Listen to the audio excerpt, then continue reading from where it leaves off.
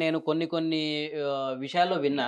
మామూలుగా ఏదైనా road encroach చేసినప్పుడు, ఎంక్రోచ్‌మెంట్ కూల్చాలన్నా, తిరిగి తీసుకోవాలన్నా గూడా ఒక నోటీస్ సర్వ్ జేయాలి. అవును. అది కోర్టే ఇచ్చిన పరిస్థితి. అయితే ఇక్కడ పోయి చూస్తే డైరెక్ట్ ఇంకా ఎందుకంటే ఇళ్ల స్థలాలివి. ఆల్రెడీ వాళ్ళు కట్టుకున్నారు. వాళ్ళకంటూ కొన్ని డ్రీమ్స్ ఉండొచ్చు.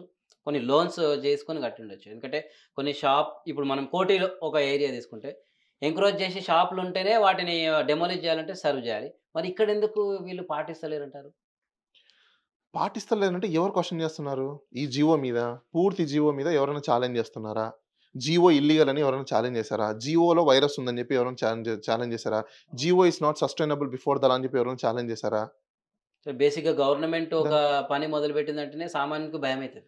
మరి. ఓకే. ఎందుకంటే అక్కడ మామూలుగా నేను గ్రౌండ్ రిపోర్ట్‌కెళ్ళినప్పుడు అక్కడ డీఆర్ఎఫ్ వాళ్ళు, ముఖ్యంగా పోలీస్ వాళ్ళున్నప్పుడు సాధారణంగా సామాన్యుడు అసలు అడ్డుకున్నా గూడంగా నిన్న సున్నం చెరువు దగ్గర సంథింగ్ వాళ్ళు సూసైడ్ అటాక్ జేసుకోనికి పోయిర్రు కిరోసిన్ పోసుకొని. హ్మ్. మా విధులకు మీరు అడ్డం పడుతుర్రని కేసు పెడుతుర్రు. దీన్ని ఎట్లా చూడాలి? ఇప్పుడు వాళ్ళ కాన్స్టిట్యూషనల్ రైట్స్‌ని కూడా వీళ్ళు వయలేట్ చేస్తున్నారు కదా! వాళ్ళ మీద కేస్ పెట్టాలి వీళ్ళు. అంతే ఇంక వీళ్ళు కంపల్సరీ రిటర్న్ అది సిటిజన్స్ పెట్టొచ్చు. సిటిజన్ పెట్టొచ్చు. కాన్స్టిట్యూషనల్ రైట్ వయలేషన్సే కదా! మీరు ప్రాపర్ ఓకే. నోటీస్ లేకుండా చేసినప్పుడు వాళ్ళ లైవ్‌లీవుడ్ మీరు ఎఫెక్ట్ చేస్తున్నారు. వీళ్ళకంటే ఎక్కువ పవర్ అది ఇంకా. ఓకే. రాజ్యాంగము. హ్మ్. ఓకే. రైట్. ఇంకా దీని పరిధి పెంచుతామంటున్నారు. హ్మ్. ఇంకొకటి ముఖ్యంగా ముఖ్యమంత్రి ఉండి ఒకానొక సందర్భంలో ఒక మాటన్నారు. త్వరలో దీనికి చట్టబద్ధత ఇస్తాము. హ్మ్. అయితే చట్టబద్ధత ఇస్తే ఒకవేళ హ్మ్. మీరంటున్నట్టు హైడ్రా ఒక మంచి ఆప్షనే గావచ్చు. ఒక మంచి కార్యక్రమమే గావచ్చు. హ్మ్. అలా కూలగొట్టుకుంటూ బోవాలి. నాలాలు లేదా మూసి రివర్ యేసుకున్నా గావచ్చు. ఇక్కడ హైదరాబాద్‌లో ఉన్న ఒకే ఒక రివర్ మన మూసి. హ్మ్. నాలాలు నాలాల కబ్జా గూడా చాలా ఏళ్ల నుంచి జరిగింది. దాని మీద ముఖ్యంగా పేదల ఇల్లులు గూడా ఉన్నాయి. ఎక్కడైతే ఈ అవెన్యూలు ఇవన్నీ ఈ వెంచర్‌లు ఏర్పడ్డాయో, హ్మ్. ఈ పెద్ద పెద్ద బిల్డింగ్‌లు, హై రైజ్డ్ బిల్డింగ్‌లు గాకుండా హ్మ్. పేదల ఇల్లులు ఎక్కువ శాతం గూడా ఉన్నాయి. హ్మ్. మరిది అంటే ఒకవేళ చట్టబద్ధం చేస్తే కూల్చుకుంటూ పోతారా?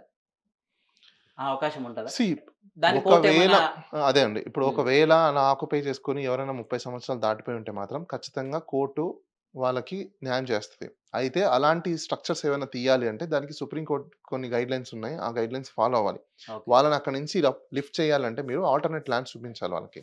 ఖచ్చితంగా. హ్మ్. ఖచ్చితంగా. ఎందుకంటే ప్రతి స్టేట్‌కు కొన్ని రెస్పాన్సిబిలిటీస్ ఉన్నాయి. అది డీపీఎస్పీ అంటారు. డైరెక్టివ్ ప్రిన్సిపల్స్ ఆఫ్ స్టేట్ పాలిసీస్‌లో ప్రతి పౌరుడికి నువ్వు వాడికి బతుకు జీవనాన్ని గాని, బతికించడం బతుకు కోసం చేయాల్సినవన్నీ నువ్వు చేయాల్సిందే. రైట్. అది నీకు ఆల్రెడీ ఇప్పుడు సబ్సిడీలు, స్కీమ్‌లు ఇవన్నీ దేనికోసం పెడుతున్నారు? ఈ అవును. గవర్నమెంట్ ఇల్లులు దేనికోసం ఇస్తున్నారు? బికాస్ మీరు చేయాల్సిన డ్యూటీస్ కాబట్టి అవన్నీ. ఓకే. ఆ డ్యూటీస్ అన్ని మీరు చేయాలి కాబట్టి ఇప్పుడు వాడిని అక్కడి నుంచి తీయాలని అనుకున్నప్పుడు ఆల్టర్‌నేట్‌గా అతనికి కంపెన్సేషన్ పే చేసి, వేరే చోట అతనికి ఇల్లుని చూపించి, ల్యాండ్‌నిచ్చి కట్టుకోవడానికి కావాల్సినవన్నీ ఇచ్చి దెన్ అప్పుడు నువ్వు అతన్ని అక్కడి నుంచి తీసేయడానికి కుదురుతది. అలా తీయకుండా ఇష్టానుసారం తీసేయడానికి లేదు. అలా తీస్తే మాత్రం ఖచ్చితంగా గవర్నమెంట్ మీద కోర్ట్ యాక్షన్ తీసుకుంటది. ఎవరైనా కేసేస్తే.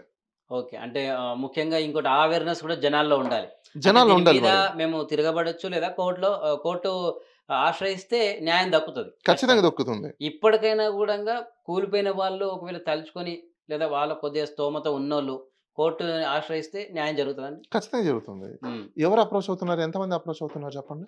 రైట్. ఈ జీవో ఇల్లీగల్ అని చెప్పేసని ఎంతమంది ఇప్పుడు దాకా ఎళ్లారు చెప్పండి కోర్ట్‌కి? అవునవును. అసలిప్పుడు దీంట్లో ఏసిన కమిటీస్ ఏవైతే ఉన్నాయో, ఆ కమిటీలలోనే వాళ్ళకి ఎంత వరకు వాలిడిటీ ఉందనేది ఒకసారి చెక్ చేసుకోవాలి గదా! ఆ చట్ట ప్రకారం వీళ్ళకి అసలు ఉందా? లేదా? Validity GO non IST actual చెప్పాలంటే బిఫోర్ ద కోర్ట్. అసలు ఈ కోర్ట్‌లో నిలబడతదని చెప్పేసని ఎవరైనా ఆలోచిస్తున్నారా? అదేమో ఛాలెంజ్ చేయట్లేదు. ఛాలెంజ్ చేస్తే డెఫినిట్‌గా జీవో మొత్తం పోయిద్ది. ఓకే. జీవో మీరంటు ఎళ్ళిపోతే వాళ్ళకి పవర్ లేదు గదా! అప్పుడు. అవునవును. అది రద్దయితే ఇంకా అనవసరం. రద్దయితే ఏముంది మళ్ళీ వాళ్ళు రూల్ ఆఫ్ లా ప్రకారము చట్టానికి అనుగుణంగా కొత్త జీవో తీసుకురావాల్సుంటది. ఓకే. ప్రాపర్‌గా దానికొక టీమ్ ఉండాలి. దానికొక ప్రాపర్ ప్రొసీజర్స్ ఉండాలి. డ్యూ డిలిజెన్స్‌ని ఫాలో అవ్వాలి. డ్యూ ప్రాసెస్‌ని ఫాలో అవ్వాలి. ఇవన్నీ రెగ్యులేషన్స్, రూల్స్ అన్నీ ఫాలో అవుతూ చేస్తామని జెప్పి అప్పుడు ఆళ్ళు కొత్త జీవో తీసుకొస్తే దెన్ అప్పుడు నిలబడతది. రైట్. అండ్ ఇంకొకటండి హ్మ్. ముఖ్యంగా ఇప్పుడు ఏదైతే హ్మ్. గవర్నమెంటు హ్మ్. ఈ మూసీ రివర్ ఫ్రంట్ డెవలప్‌మెంట్ అని ఒకటుంది గదండీ! హ్మ్. ఏదైతే బ్యూటిఫికేషన్ ప్రాసెస్‌లో దాన్ని ఏదైతే మూసీ రివర్‌ని క్లీన్ జేసేసి హ్మ్. దాన్ని ఒక మంచి పర్యాటక ప్రాంతంగా మారుద్దాము అనే ఒక ఆలోచనలో ఉంది. దానికి ఒక బడ్జెట్ కేటాయించుకున్నారు. హ్మ్. అయితే ఈ క్రమంలో భూసేకరణ చేయాల్సి వస్తే హ్మ్. దానికి ఎటువంటి చట్టబద్ధత అవసరము? లేకపోతే దానికి ఎటువంటి పరిమితులుంటాయి? ఎందుకంటే మూసీ నదిని సీ ఆనుకొని చాలా కుటుంబాలున్నాయి. ఒకటి మూసీ నది ఆనుకుని చాలా కుటుంబాలు 30 సంవత్సరాలు దాటి వాళ్ళు అక్కడ ఉంటున్నారన్నప్పుడు వాళ్ళకి కంపెన్సేషన్ పే చేసి వాళ్ళని అక్కడి నుంచి తీసి వేరే చోట ప్లేసెస్ ఇచ్చి వాళ్ళకి రీహాబిలిట్ చేసి ఖచ్చితంగా ఇవ్వాల్సిందే. అలా కాదని చెప్పేసి ఇష్టానుసారం ఎందుకంటే మీరు ఫస్టే ఆపాలి. ఓకే. ఎప్పుడు వాళ్ళు వేసుకోక ముందు ఎందుకంటే గవర్నమెంట్ ఆఫీసర్లు ఉంటే దేనికి జీతాలు తీసుకొని పడుకొని నిద్రపోవడం కోసం కాదు బాస్ మీరుండేది. రైట్. అది నువ్వు ప్రొటెక్ట్ దాని యొక్క కమిటీ ఏదైతే ఉంటుందో దాని చెరువుకు సంబంధించింది వాళ్ళు ఏం చేస్తున్నారు? వాళ్ళు ఇనిషియల్ డేలో వేసుకోకుండా ఆపాలి కదా! అవును. ఆపనప్పుడు ఆఫీసర్ మీద కూడా యాక్షన్ తీసుకోవచ్చు. నెల నెల నువ్వు జీతం తీసుకొని గవర్నమెంట్‌కి ఎందుకు రిపోర్ట్ చేయలేదు వాళ్ళు అక్కడ ఉన్నారని? వాళ్ళ దగ్గర ఓటర్ కార్డులు ఎలా వచ్చాయి? రైట్. కరెంట్ ఎలా వచ్చింది? వాటర్ ఎలా వచ్చింది? ఎలక్షన్స్‌లో ఓట్లేసారు కదా ఆ ఏరియాలో. ఎలక్షన్ దెన్ మరి అది క్యాంపెయిన్ చేసినారు. ఇల్లీగల్ ఎలా అయితది? అంటే రేషన్ కార్డ్ వచ్చినా దెన్ అర్హులే డోర్ వాళ్ళు. నంబర్ అయితే గవర్నమెంట్ ఇచ్చింది కదా ఐడెంటిటీని అక్కడ. అవునవును. దానికి ఒక కాలనీ పేరు కూడా గవర్నమెంట్ ఇచ్చింది కదా! రైట్. ఏదో కాబట్టి చిన్న చిన్న గుడిసెలు కూడా ఖచ్చితంగా కావు. ఖచ్చితంగా కంపెన్సేషన్ పే చేసి వాళ్ళని అక్కడి నుంచి లిఫ్ట్ చేయగలుగుతారు తప్ప వితౌట్ కంపెన్సేషన్ చేయడానికి లేదు. అయితే ఇంకొకటి మేము గ్రౌండ్ రిపోర్ట్‌కి వెళ్ళినప్పుడు హ్మ్. కొంతమంది మీకు ఇట్లా మీ ఆధార్ కార్డ్ ఇవ్వండి, మీ రేషన్ కార్డ్ చూపించండి. హ్మ్. కొన్ని ప్రభుత్వ పథకాలు వస్తాయి అని చెప్పేసి ఒక హ్మ్. మార్కింగ్ పెట్టేసిన తర్వాత హ్మ్. హైడ్రాకి సంబంధించి కావచ్చు, బ్యూటిఫికేషన్ సంబంధించి ఏది ఈ మూసీ లైన్‌లో కావచ్చు. హ్మ్. కొన్ని ప్రాంతాల్లో గోల్నా కాటు, హ్మ్. ఇంకోటి కొన్ని హైడ్రా అస్మత్‌పేటలో హ్మ్.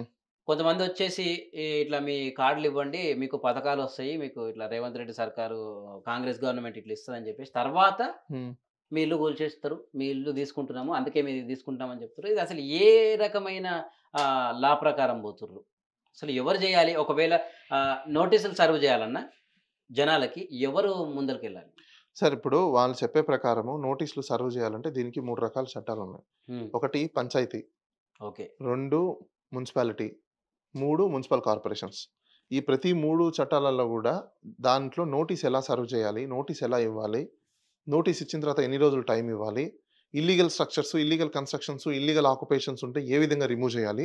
ఆల్రెడీ ప్రొసీజర్ ఉందండి. ఓకే. దాని ప్రకారం వీళ్ళు ఇప్పుడు హైడ్రా తీసుకొచ్చినా వాటిల్లో ఉన్న ప్రొసీజర్‌ని ఫాలో అవ్వాల్సిందే. అవ్వకుండా చేయడానికి లేదు. రైట్. ఎందుకంటే అన్‌నోన్ ప్రొసీజర్స్‌ని వాళ్ళు సొంత ప్రొసీజర్స్‌ని పెట్టడానికి లేదు. చట్టం ఉంటే చట్టం ప్రకారమే వాళ్ళెళ్ళాలి. హైడ్రాకి చట్టం ఏముంది? ఓకే. నో చట్టం. జీవో ఇట్స్ నాట్ ఎ చట్టం. ఓకే. జీవో ఎప్పుడు చట్టం జీవో కాదు. ఎప్పుడు చట్టం గాదు. ఓకే. జీవో అనేది ఒక గవర్నమెంట్ ఆర్డర్ అంతే.